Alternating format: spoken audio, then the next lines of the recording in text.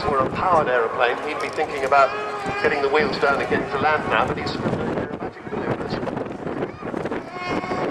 Absolutely. He's clearly still got an enormous amount of energy at this point as well. Oh, that's Duxford.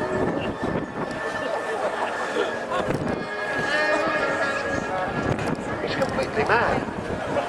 You might be right.